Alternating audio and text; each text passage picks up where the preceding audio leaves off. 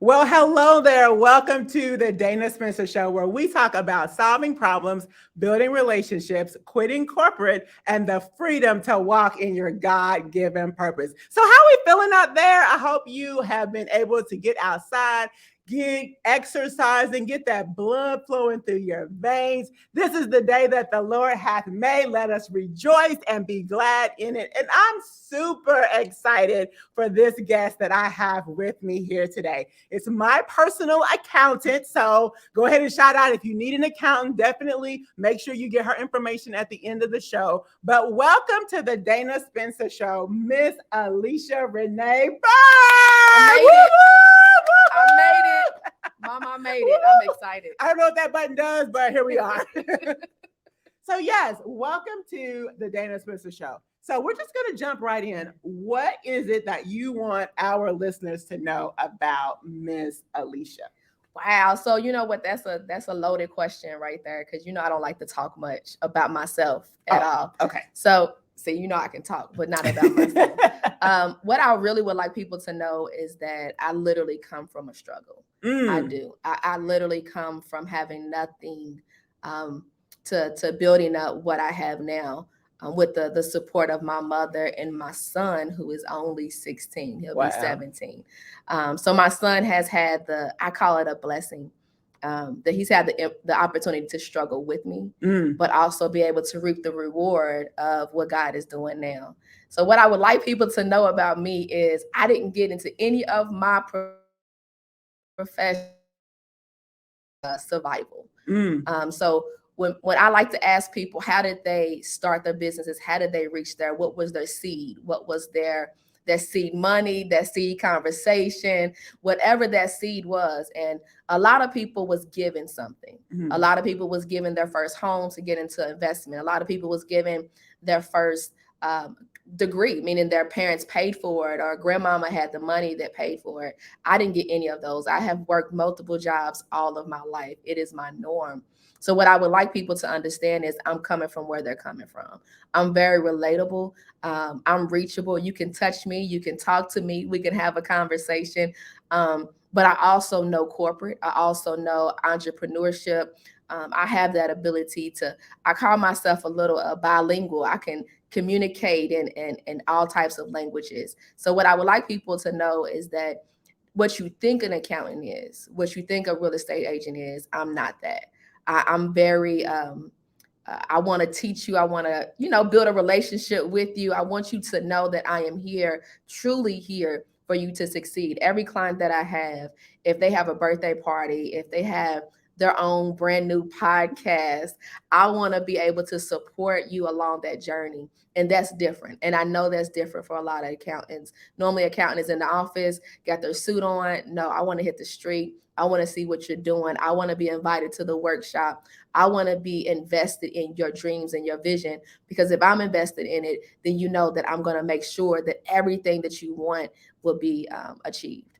I hope that answered your question. Yeah, that is awesome. So when you were talking about being invested, I remember our first meeting, and I was just coming to get my accounting done. I mean, my taxes prepared or whatever. And to your point, I had an LLC, and I remember you telling me, because you were like, we need to have a conversation. We need to have a relationship so that you can help me to achieve my goals. And to your point, you're right.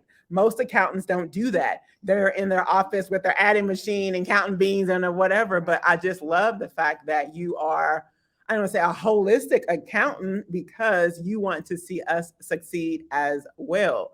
And so I love that. So I remember having the conversation about, oh, you were talking about LLCs and S corps and blah, blah. And I even have an accounting degree. And I was like, and I totally understand why I did not pursue accounting, but that's a whole nother story for a whole nother day. And then you were like, well, I'll just let you know when it's time for you to think about an S corp. So you definitely want professionals in your life that want to see you succeed and are capable of doing that. And we just had a conversation about professionals and people thinking that they can do it on their own. And that's against everything that I teach. I teach people having professionals, because guess what? I don't want to keep up with the accounting laws. I don't want to keep up with the legal. I have good attorneys, I have good accountants, good professionals in my life. Right. So what would you even say to those people? And then with real estate agents, people are thinking that they can sell their house on their own and they think they can do everything on their own. Like, where does this come from? We're all about building relationships and community. What's with the people who think that they can do everything by themselves? I have no idea because it's not possible. I jokingly, some people say, you're an independent single mom. And I'm like, that sounds good, but I'm not independent. I depend highly on my God and his direction. I am not single in that aspect of I'm a single mother. I'm the only one taking care of my son. It took a village. I have a whole village that helps me raise my son. So most importantly, it takes an imperfect team that you can trust. Because in your imperfect, you find yourself, right? So if I'm able to work with you and you can work with me, and you can call me out on stuff, then I can call you out on stuff, then we build that relationship. But it's not a level of, I think Coach Dana is perfect or you think Aleshia is perfect. It's the reality that we're imperfect, but we're going to work together in order to achieve your dream and your vision and your goals. You know what I'm saying? Oh, absolutely. And so you talked about being single. Yes. And you have a 17-year-old son? He'll be 17 in a couple months. I have a senior in high school. A senior in high school, and he's a yellow jacket, right? He is, yes, yellow jacket. He's a drum. He actually became I think it's called the lead. So he's over the drum line at Central High School this year. So he'll be leading them in all their endeavors that they got going on. He's so excited about it. But I know, I just got chills. So Yeah. I play the clarinet and have played the clarinet since I was 9 years old. Everybody loves a drum line. So Yes. definitely will see me at some of Central's games this year. Now I have an excuse. At first you seem like a creeper, right? When you just go to football games and basketball games and you don't necessarily have anybody that you're cheering for on the field, on the court, you look like a creeper. So now I can at least act like I know people in the stands. So amazing. So what was it like, being a single mom, raising a son, because the statistics are completely against us. I have a son as well and was able to raise him by myself as well. What was it like for you and being independent, yet allowing God to have, to be your heavenly father? What was it like raising him in America? So let me back up just a little bit real quick. So I'm from Louisville, Kentucky, all day, every day, but I moved away for almost a decade. When I moved away is when I got pregnant. So I was in a different city, a different state, and didn't know anybody. And the relationship got a little abusive. So I found myself pregnant. What I love about what my God did, and I got to take it there just for a minute. Okay, God given purpose. We all about it. I got to. So I found myself by myself, and I had passed out for 6 days. And when I say passed out, I was laying in my own body, fluids and everything. And I was pregnant. I didn't know I was pregnant. My mother was like, okay, my mother was in New York. I was in another state in the South. And my mother said, every day we're going to call each other. Just because I'm here, I don't know anybody. She was there. She didn't know anybody. So every day we would talk. My mother was struggling. She didn't have any money. She could not do for me financially like she wanted to. I don't know if you remember that first big crash when everybody was losing their jobs. I think it was like 2008 and foreclosing on homes. She was unfortunately one of those individuals that impacted by that. So she decided to move out of Louisville. With saying that, I don't know how, but by the grace of God, my mother made it to me in a different state without any money. She got a plane ticket. She made it there. She stayed. She didn't say a word. She just got me cleaned up. She cooked for me. She loved on me. And then before she left, she asked the question, what do you want to do? That's when, after she left, I realized I was pregnant. So I realized that the situation wasn't what I needed it to be. And I kept asking myself over and over again, what do I want to do? What do I want to do? I left a city I didn't know anybody in a car that I don't think would make it. And I was beyond sick. It took me from going from Atlanta, Georgia to Nashville 8 hours because I had to keep stopping. I made it to Louisville. I stayed with a cousin for a little while. And then I ended up in New York. I had $5 in my pocket, a backpack full of DVDs, and a car full of old clothes. It was truly a struggle, and I found out I was pregnant. Why do I tell you that story? I tell you the story because when I got pregnant, my son wasn't birthed in the best situation. Then his mama is leaving a situation broke. You can't do much with $5 at that time. You can't eat with $5. I don't know how, but I know that God made a way for me to get from point A to point B. And then my son has the privilege to be able to see the lights be turned off. He saw the candles on the floor. We actually moved into an abandoned house when we moved back to Louisville because we didn't have any place else to go to. That house had it was crazy. It had holes in the bathroom. We had to step over them. The carpet was nasty. We cleaning up stuff. We didn't have hot water. We didn't have running water. We didn't have electricity. We literally moved into an abandoned home that happened to be owned by my mother, but it was going through foreclosure. So to ask me the question you asked me, the reality is that I always say to my son, what do you want to do? It's not about anybody else. It's about being obedient to God. And if I can overcome $5 being pregnant to owning multiple businesses, multiple properties, my son has a retirement account. He's not going to have to pay for anything. He is set for life, and he still works like he's the janitor of my business because he is, right? He's still doing those type of things. So I'm thankful for my struggle because my son is able to be the man that he's becoming. I wish he didn't have to sometimes, but then when I ask God why, I realized the question is not why, it's why not? Why not me? I'm a better version of myself than I ever could have been. My son is a better version of himself than he ever could be. So look, I got a little sidetracked off of the question. I got a little excited about my testimony, but it's just knowing where I came from, knowing where I'm going, and being excited that my son is embracing my struggle to know that God can provide. What was the question, girl? That's the daggone show. I don't know, but it was deep. So man, because now I want to go someplace else. Okay. So you know how with raising a son, and you had all these struggles, and you have a son, and whoever they are like the boy needs male influences, right? So have you done anything extra?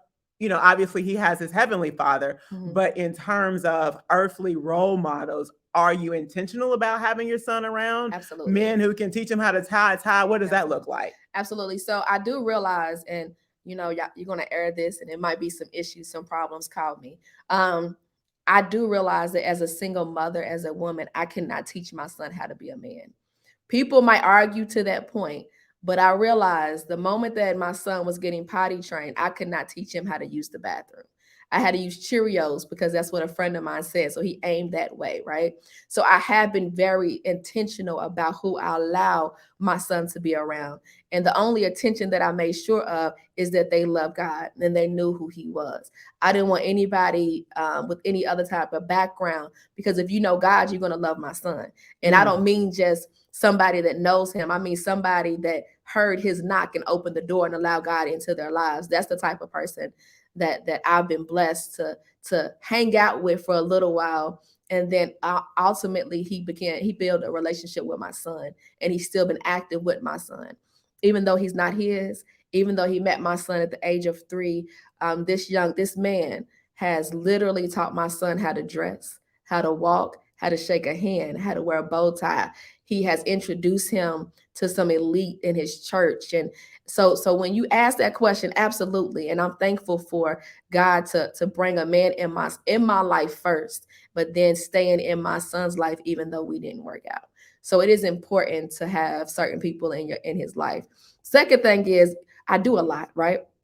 So my son has the opportunity to be he's been at board meetings with me. He's had to wear a tie and a suit and pass out flyers. And so he has the wisdom and the knowledge of real estate, of accounting, of marketing, of website building, of this, what we're doing now, podcast, of radio. He knows those things because he didn't have a choice. That to him, it's normal. Bank accounts are normal. Signatures are normal. But his friends is not a normal thing. So I realized that I needed to put him around people that I wanted him to have options in life. So I wanted him to know a Dana Spencer. I wanted him to know, you know what I'm saying, some brokers, some real estate professionals, some investors that talk to him, and they talk to him like, this is your option. You can do exactly what I'm doing now. So absolutely, I've had intentionally placed some people in his life to make sure he had those options that he wanted to do. Awesome. And so here on the Dana Spencer Show, we talk about our second pillar is building relationships. Yeah. So we're about to go down the relationship street. So are we dating? No. No. You see how quick she answered that? I mean, so what does it? Okay, you answered that a little too quickly. So Did I? yes, I'm you did sorry. answer it way too quickly. So what is it like to not date or to date in 2023? Would you like to date? Are you interested in dating? So I am not interested right now, and I'm gonna tell you why. Do tell. I have been engaged. Phenomenal man. He was awesome. This man that is influencing your No, son. it was after him. Okay, after him. Okay. Yes. So it was a great relationship. It was cool in the beginning, the honeymoon, everything is going great. Well, I started to speak more. I started to invest in myself more. I started to put myself out there more, and it became a problem. So it would have to be someone that can embrace everything that I have going on. And unfortunately, in the world that we live in right now, that's hard to grasp. It's hard to understand. So a lot of the guys that I have dated, or the individuals I have dated, they struggled with my grind. They struggled with I'm a contradiction. Okay, let me explain. I come from a traditional background. So I do want my partner to be my king. I do want him to take lead, and I will allow him to do so. But it doesn't mean I have to stop my purpose or my dreams or my goals or my career. And some individuals are intimidated. They said it. We went out, we hung out, and I'm like, okay, why didn't it work out? Who was intimidated? Because they think they know who I am. They assume they know what I want when I'm simple. I just need you to know God, love God, cook a dinner every so often. I don't need the finer things. I have that. I have what I want. I have what I need. I just need you to be there. I need you to communicate with me. I need you to listen to me. I need you to pray with me. I need you to know when I'm weak so you can be strong. I need you to know the exact scripture to go to when I can't go to it myself. I need you to anoint my house if I need it anointed. I need you to love my son like he's your own and respect the fact that he was there before you and understand it's going to be a process. I'm simple, but apparently what I'm asking for is too much for a lot of people. So I'll stay in my lane, and that's by myself. Wow. And I think the really interesting thing is, I'm in my fives. You're not in your fives yet, are you? No, my mid-40s. Okay. Yeah. You're still in your fours. You're still a little baby. Okay. So I'm in my fives, and what you are looking for in a relationship in your fives looks very different than when you were in your twos or in your threes. True. Because, back then it was like, it was complexion, it was height. Yes. Muscle. It was, and I like me a good set of teeth. It was superficial things, right? When you get in your fives, it is the ability to hold a conversation. It's the personal development, right? Check. Keep going. Obviously, you already said, have a relationship with the Lord Jesus Christ. It's not enough for you to, it's not enough for you to just go to church. No. It's not enough.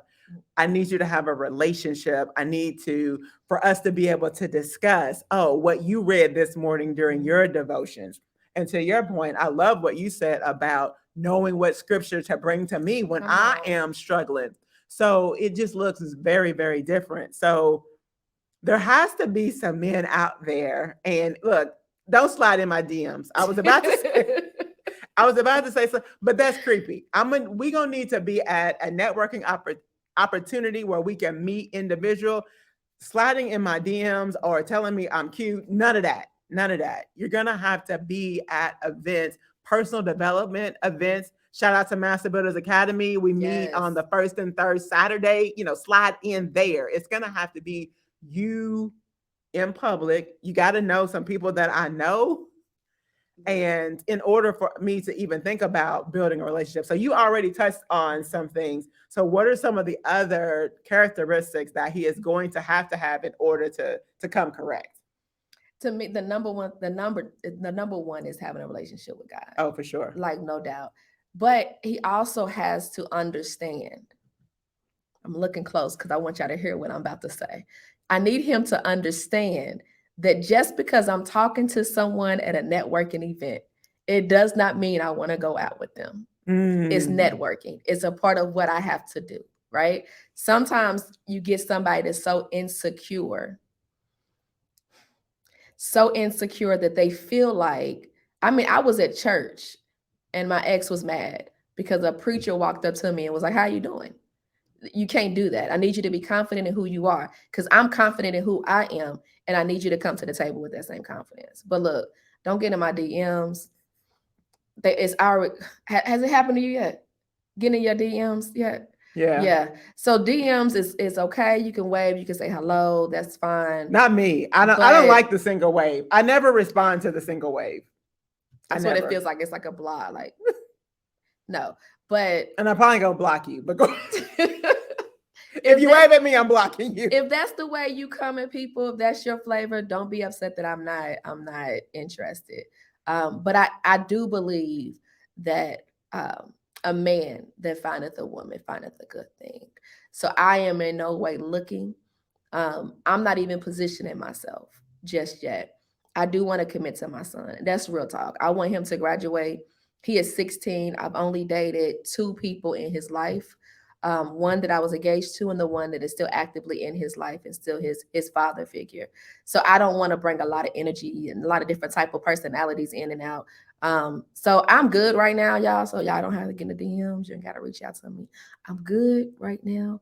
Now call me in about a year and we talk about it. He'll be graduating in May of 2024. Right.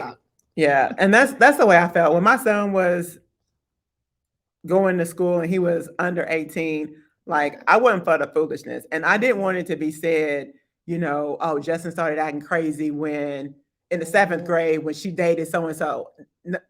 We got plenty of time, Lord willing, after our number one priority. Our number one priority is raising our boys, is raising our children. And if you're single and you're out there, it should be your number one priority too. Obviously having a relationship with the Lord Jesus Christ.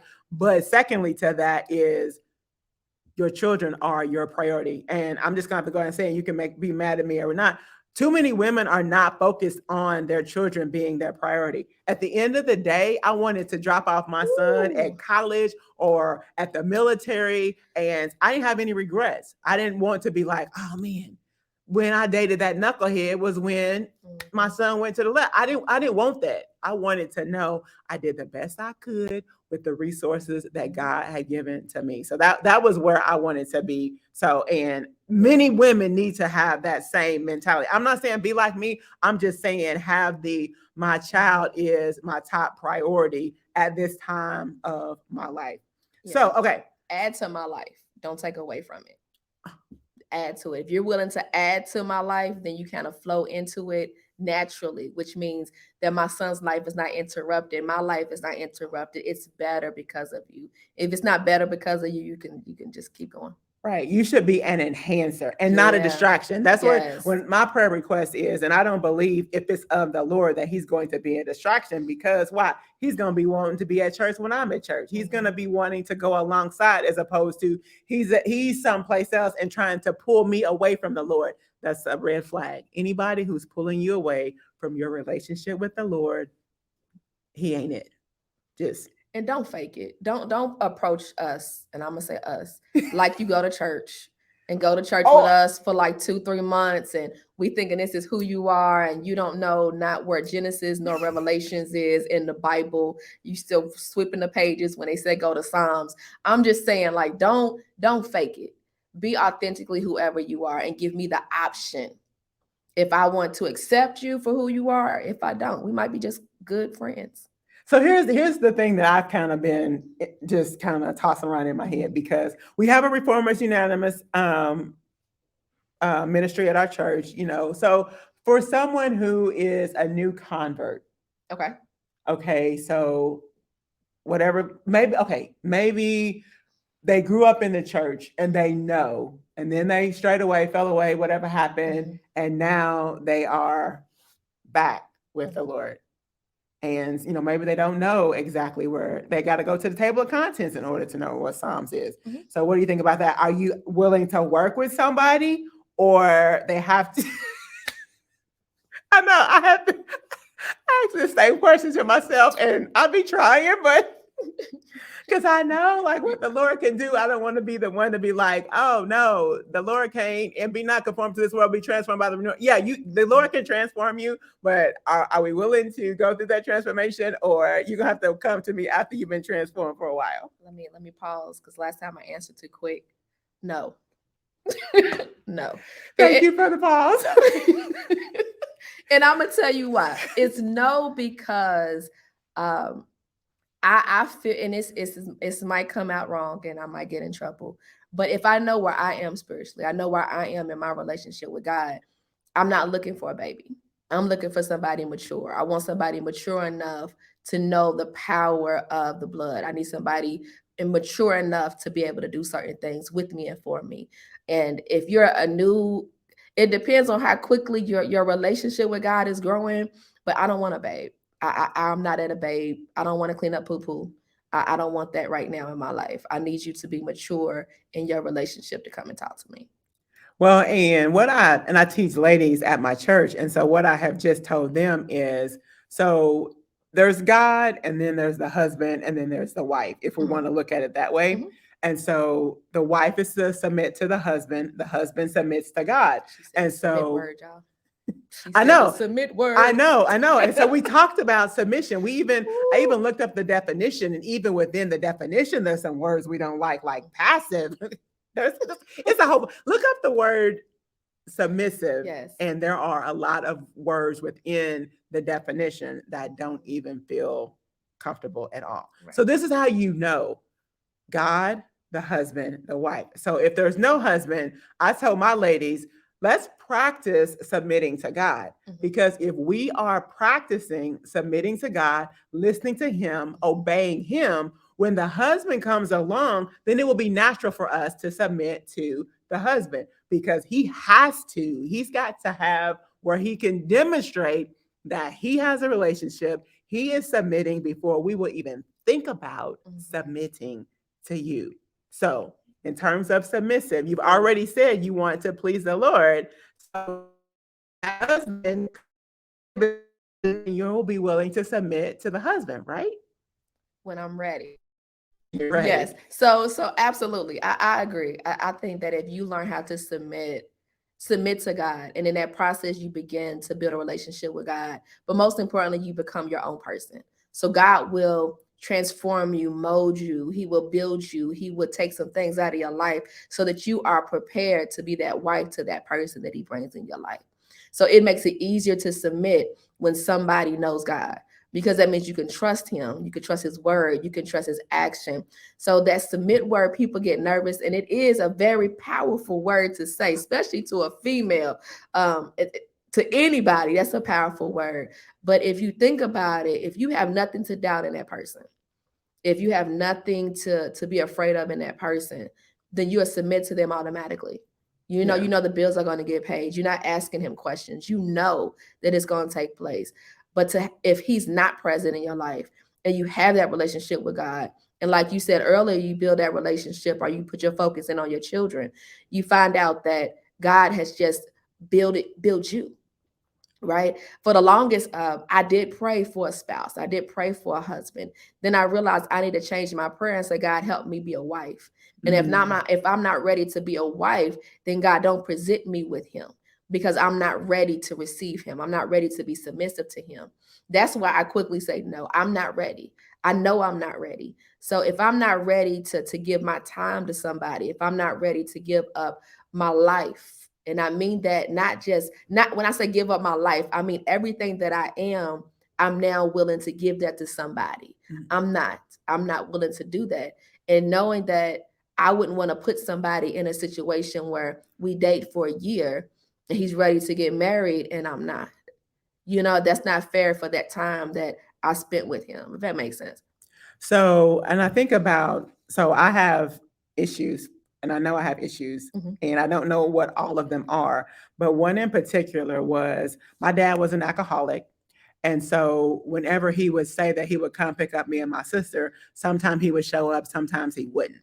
And so my grandparents had this big picture window, and our knees would be in the seat, and I mean in the couch, and we'd be looking out the window. We'd be all dressed up, we got all cleaned up, and we looking out the window, just waiting on my dad, right?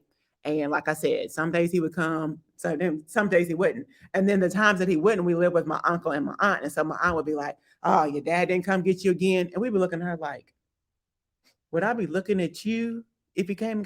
So, but back in the day, you couldn't be like it with your elders. But anyway, and so, but when he would come, then he would be drunk. But he was fun. You know how some people who are drunk, they fun people. That was my dad. He was a fun drunk. That is when he wasn't that crazy and yelling and whatever. One time we got kicked out of Screaming Eagles. Like he came got us. I mean, it's like 1 or 2. I don't even know what time it was. We got kicked out of Screaming Eagles, right? He was the guy was like, "Why do you have your kids in here in Screaming Eagles?" But what I said all that to say is, I know that I have issues as it relates to if you tell me what you're going to do and then you don't do it, it's going to take me back to when I was a little girl and my daddy didn't come pick me up. And so you all as men are going to have to be patient with us as we work through those issues. And so how important is it? Because that's one thing that I know. There are other things that I don't even know. So how important is it going to be for him to be patient with us and help us to work through those issues? It's imperative. It has, because it's equal. I need to be patient with him and he needs to be patient with me. But you hit it right on the nose. Sometimes we don't take enough time to get to know who we are and fall in love with ourselves. Mm-hmm. And when you do that, that's when you find out your flaws, your mistakes, and those areas you need to work on. So I know what my areas are. I know I don't have the patience that I would like. I know that I'm very planned. I have everything planned out. I know that I could snap. I know that without God, if I don't go to church, if I don't get my praise on, I might hurt somebody. I know those things about me, right? That sinful nature. It's right there. It's right. It's just creeping. Thank you. It is. And I know those things. So I do need him to be patient, right? But the beauty is falling in love with myself first. I know them. I know every flaw that I have. I know every issue that I have. I know why I have those issues, right? I know that my father, who's also an alcoholic, that he's doing better now, but he's dealing with some issues. But I know that I dealt with abandonment even though he was in my house, right? I know that he loved me then, but I didn't feel like it was love. Right. So as I mature in my relationship with God, as I grow, as I keep mothering my own son, I realize that, you know what, he loved me the best way he knew how.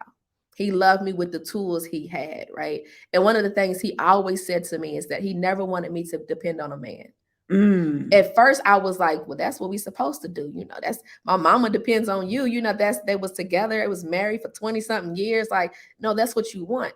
Now I realize he was saying that because he told me lately that he wasn't right. He felt my mother had to depend on him, 2 children, a house. She had to depend on him, which put her in a box. She couldn't leave. She couldn't go anywhere. It took a lot to get her to walk out the door and leave him. So his thing wasn't that he didn't want me to be with anybody. He just didn't want me to have to depend on them. And listening to that makes me realize, you know what, I have some issues. I got some daddy issues, right? Yeah. And in those daddy issues, I realize I can't be a full person to my spouse or to my mate. I'm not ready. So I'm okay with saying, like, some women be like, I'm ready. I want you. We ready to go. No, I know I ain't ready. Don't even come. I'm going to tell you right off the bat, you are a phenomenal person. You are wonderful. You will make a phenomenal husband, baby. I'm not ready. But, and I'll segue after this one point. So do you believe that you should grow together? Because when you wait until you are completely ready, like, what does that even mean? Like, how will you know that? So when I say ready for myself, I mean, I'm ready enough to know when I'm at fault and apologize for it. Right. So, sometimes we know we did wrong, but we won't say we're wrong. We won't talk about it. It'll be 2 weeks from now. We still dwelling on it. Don't talk to me. I ain't answering the phone. Like those, like that's petty. That's silly. I know I still got that in me just a little bit. You still got you some I petty. still got a little petty in me. And because I'm not, I want to communicate. I want to be able to work through those things. But if I'm not ready to talk about it, I won't talk about it. And that's not okay. Okay. That's not all right. All so right. to answer your question, you don't have to be perfectly whole, but you have to be willing. Okay. And you know, some people are not willing. Gotcha. So you're in the abandoned building, in the abandoned house with your son, and how do you get out of that? So ironically enough, when I was in another state, I got into investigation through a member of my church. So I got into the Department of Corrections while I was up there. So when I came home, I ended up getting a job with probation and parole. I ended up working there. I did some phenomenal stuff. I love the career. So how I got out of it, I worked. I worked nonstop all day, every day. My mother, I ended up sending my son to my mother. So he stayed with her for a period of time until I could get on my feet. And when I say I work, coach, I literally went for one job, slept in my car, I went to another job. I found places you could take showers at, so I didn't have to go home because I didn't have enough gas. I got little wipes and stuff. So there's these little wipes you can use. There's toothbrushes you can use. I've been to the homeless shelter to get bags and stuff like that. So I literally stayed in my car for a long, long time. So, girl, so I don't know. I forgot the question. Every time I think about my testimony, y'all, people don't believe me. But look where he's brought me from. Man, when I think about it, man. But yeah, it was me working hard to get out of it, but being obedient. So I stopped dwelling in it and I started asking God, okay, what do you want me to do next? What do you want me to do next? So every time I would ask God, what do you want to do next? So first I had a car. Hey, I want a house. So God, how do you get a house? So I literally learned, I paid for myself to go to real estate school. I didn't know. While you're living in your car? While I'm living in my car. Okay. So I paid for myself to go to real estate school. I paid for myself to go back to school to get a few more credits so I can sit for the CPA exam. So I'm paying out of pocket for these things while my son is with my mother. So it was about maybe 2 years of him constantly going back to her. He would come and visit me. We would go to the abandoned house. He didn't know any different. He thought it was the greatest thing. But over a period of time, after working so hard and investing in myself, so where people was out buying, you know, the nice red bottoms and the suits and the outfits, I'm sitting here like, nope, put my money literally in a can. I'm literally counting my dollars, my change, my pennies. I'm doing all those things, doing side hustles, trying to survive. But I realized that survival wasn't enough. I needed to level up just a little bit. So to answer your question, I just decided to invest in myself and put all that other stuff that's not necessary out. The t-shirt was fine with me. I didn't need all the other stuff. I don't need the heels. I don't need the nice car. Give me a car that runs. Does it go from A to B? Right? So when I humbled myself, that's when God calls an increase. And then that increase is where I realized, okay, I don't want to survive anymore. You know, I jokingly say there's a song by Tupac Shakur, and in the verse he says, I love paying the bills when the bills are due. Mom, I hope you love the diamond necklace that I sent to you. That's my goals in life. I just want to be able to get that bill and it not go brown, and not go, something's going to get turned off. I want to pay my bills and pay them on time, and I want to take care of my mother in the process. So I just kind of just change.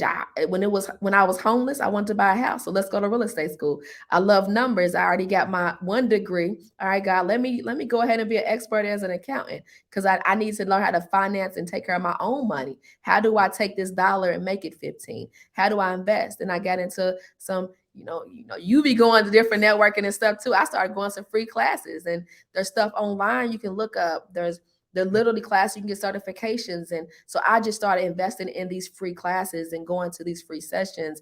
JCTC down here had free classes. I would go. So I learned how to invest. I learned more about taxes. I learned about tax law. I learned about real estate and law. I learned about land banks. I learned about the things that I was lacking in. That was money, and that was home. That's a house. So I learned how to do both of those, and God has just took it to a different level. So what I'm hearing you say is you took the strengths, your love for numbers, and then your lack, the fact that you didn't have a house. Yes, absolutely. And you said, And I'm thinking, Rich Dad, Poor Dad, where the poor Mhm. people say, Mhm. I can't get a house. I can't go to school. Like, I can't get a job. There's so many things that you could have said what you could not have done. Mhm. But instead, you turn that around to say, okay, I don't have a house, but how can I get a house? Yes. Yeah. And you were able to take advantage of free. So what I'm hearing is that there are no excuses. Mm-mm. There are no excuses. We live in America, the land of opportunity. Back in 2020, I went to Tanzania, Africa, and it was an amazing experience because what I didn't know is that there is no welfare system in Africa. Mm-mm. When the missionaries that we went to go visit over there, shout out to the Wyatts, when we went to go visit them and they said that there was no welfare system, I was like, there's no welfare system? So if an African breaks their arm, they have to have the money in order to go to the hospital to get it fixed. And if they think it costs $200 and it costs $300, guess what? They have to lay there and suffer until some of the family members can bring them the $100. So we live in an unbelievable land of opportunity, and you just have to figure it out. Surround yourself with people, the personal development, unbelievable. So you got your real estate license, you're about to sit for your CPA exam, Mhm. and your son is watching you do all of these amazing things. So what about your son? So he's got all these jobs. What does he Yeah. think about his mother? You know what? I'm mama.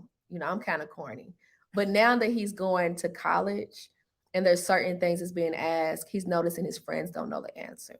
So Mm. he's bringing his friends around me more.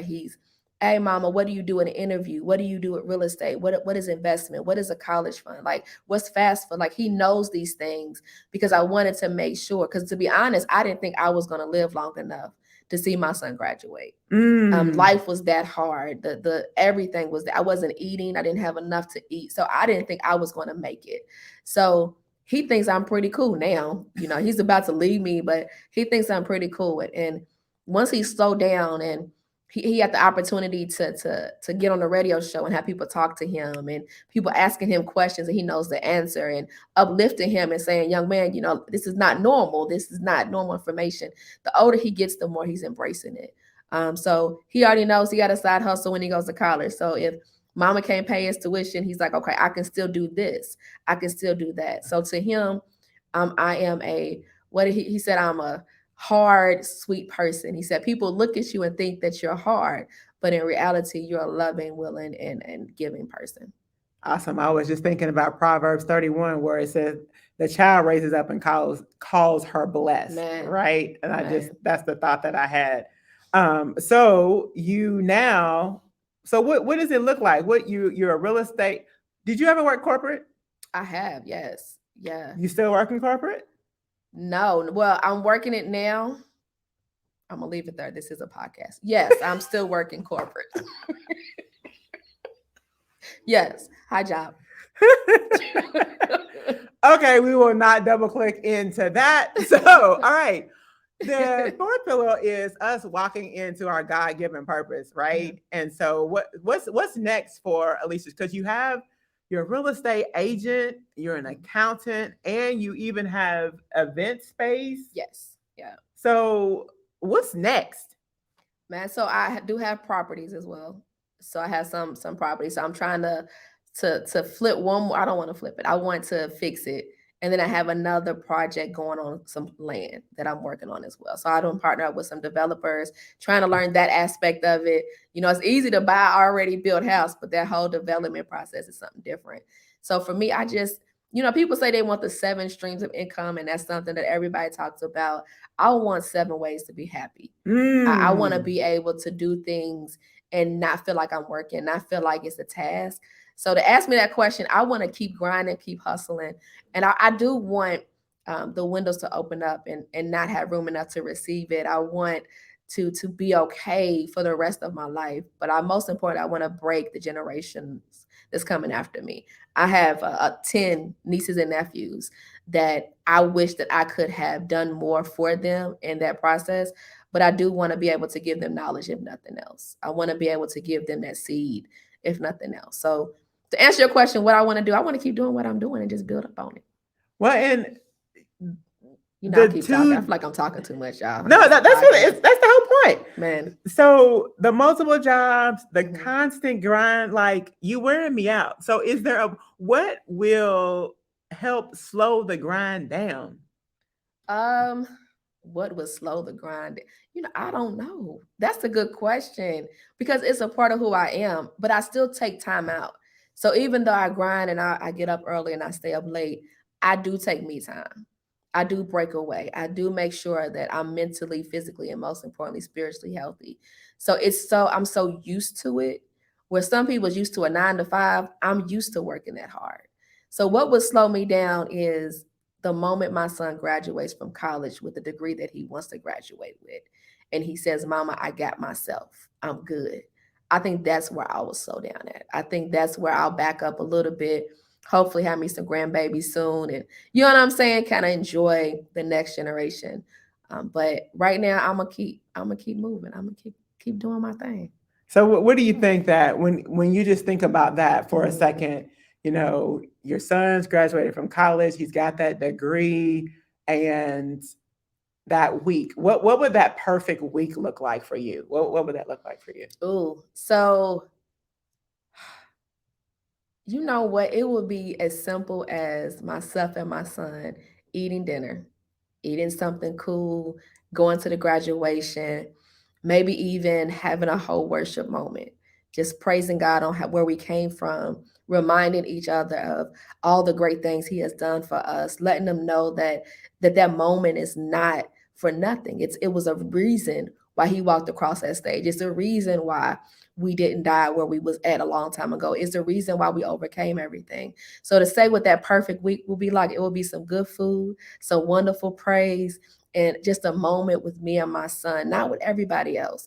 Just the two that actually had to walk, the two that actually had the car repoed, the two that actually had the candles burning in the house, the two that actually seen brown bills and stuff getting turned off, the two that actually had to sleep in a car for a period of time, the two that actually had the opportunity to go on vacation and travel for a long period of time, the two that actually had to buy some beats that cost $300, the two that was able to write their son's name on a check and know it's not going to bounce, the two that was able to purchase homes and I'm able to put his name on businesses and retirement accounts, the two that came from nothing, really came from nothing to be able to walk across the stage debt free. That is what I just thinking about. I'm getting excited. See, you know what? I get excited because it's he knows. Right, My right. son knows. And the perfect thing is for him to really say that, Mama, I know. You know what I'm saying? So Right. yeah, now you got me thinking about what that would feel like. I done got all Right. excited. Right. And I'm even getting Man. excited too. So I Man. feel like, and research says that 80% of people want to write a book. And I don't know if you all have heard it, but I have heard it. Obviously, there is a book inside of you. Have you ever considered writing a book? I have a book. You have a book. Yeah, I have Do tell. Tell us about your book. 2 books. I haven't published them yet, so I'm not going to say too much about them. But I have one which is a book of poetry, and I have one which is poetry and a memoir. So it's a combination of a life for my life. But the more that I learned about my life, I realized that every generation, every female in my life went through something, so the other did not have to. And I heard somebody say that, but I didn't really understand. But my grandmother went through things that my mother didn't have to. So I believe that you have to overcome it, because if I overcome it, it's not just for me, it's for those that come behind me. So yeah, I have 2 books. One is a poem, a book of poetry. Another one is a memoir. So they will be coming hopefully soon, probably 2025-ish. So yeah. And for it's 2023. So you all out there who may be listening to this 5 years from now, the year now is 2023. So in a couple of years, I'll have it together. I have it is finished. It is finished. I just haven't barcode, library, all of it. It's just I just haven't put it out there just yet. So since it's going to be a while before we get the published copy of the book, for someone out there who is living in an abandoned building, living in their car. The water has gotten turned off. If they are in a house, the lights have gotten turned off. Like, what are three, four, five things that you would say to them? We know that you took advantage of a lot of free stuff, but what is it that you can tell them that is going to help them to stay in the race? Because this is a race. Obviously, I was thinking about, the life of Joseph, how throughout his life, all we hear over and over, but the Lord was with Joseph, but the Lord was with Joseph, but the Lord was with Aleshia, but the Lord was with Aleshia, but the Lord was with Dana, and the Lord is with you too. So what would you say to that person who just needs to know, number one, that they're not alone, and what are some things that they can actually do in order to move towards where God wants them to be? All right, so I'm gonna take it to the word real quick, but I'm gonna paraphrase it just a little bit. So you know that story of Jesus going, his friend passed away, Lazarus, and the sisters was in there, and one was cooking and one was listening to Jesus. The one that was listening to Jesus was sitting at his feet. I think that's the most profound thing that anybody can do. He didn't give her anything. He just talked to her. Sometimes we mess up because we don't talk to the elders. We don't talk to the ones that came before us. That's what I will say to you. The best thing I ever did was simply sitting at my feet and let my uncles and my aunts and the members of my church, the motherboard, I listened to what they said. So when I went through hell, and I can say that, when I went through hell and came back, I knew what to do. You know what I'm saying? What the word say? Raise up a child in the way you would have them to go, where they would not depart from thee. So I knew it. But to answer your question is to sit at the feet of somebody else. That means that if you're in real estate, find somebody that's a broker that can talk to you in a way that you can receive it. If you're in accounting, find an accountant that has been in the game for a while. And I'm gonna be honest, you hear us, not us, but you hear us as a community not willing to give data, not willing to give information for someone else to succeed. But the truth is, if you find somebody that's been in the game for a while, they want to give it to you. They want to talk to you. They want to let you know what to do. If I didn't sit at the feet of the elders, I wouldn't know how to light a candle the right way when my lights went off. I wouldn't know to go to somebody's house with a bucket, with a pot of water, warm it up on their stove and bring it back and wash my child with it. They couldn't give me finances, but they can give me wisdom. They can give me knowledge. So I strongly suggest that you find somebody, even if it's a free course online, find somebody that's willing to give you that information at no cost just to plant a seed in you. And add value. I mean, even though you may think that you don't have anything to offer, I'm pretty sure that when she was at the feet of other people, she still was able to bring value. And just being obedient is a form of value, because if somebody comes to you asking for advice and then you don't do it, don't expect to go back to them for advice. So you just doing what they recommend for you to do is being valuable in and of itself, because you have wasted their time.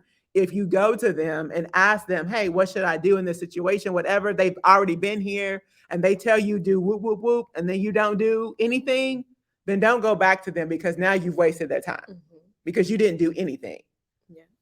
So if we were going to put a bow on this entire conversation, what's the one thing that you would want someone listening to this to walk away with? It's okay to not look like where you came from. Oh! It's okay. It's okay to walk in a room and nobody know your story, but walk in the room anyway. I can sit here and talk about my testimony a long, long time, but I don't look like where I came from. I may not have thousands of followers or do a billion things or have a big circle, but I have a strong few that God has placed in my life, and I'm grateful for that few. So if you can't take away nothing else from this, please take away that it is okay to struggle and overcome it. But the key word is to overcome with the help of God. So yeah, you don't have to look like it. You look broke if you're rich. Right. Oh, goodness. So how can people find you so that when you actually do publish those books, or if they need an accountant, if they need a real estate agent, if they need any of the services, if they need your event space, if they need any of those things, how can they find you? You can find me on all social media platforms, Aleshia R. Burns. That's Aleshia Burns. You can reach me on my email, AleshiaRBurns@gmail.com. You can reach me, Alicia Renee, at eagleloveaccounting.com or Eternal LLC.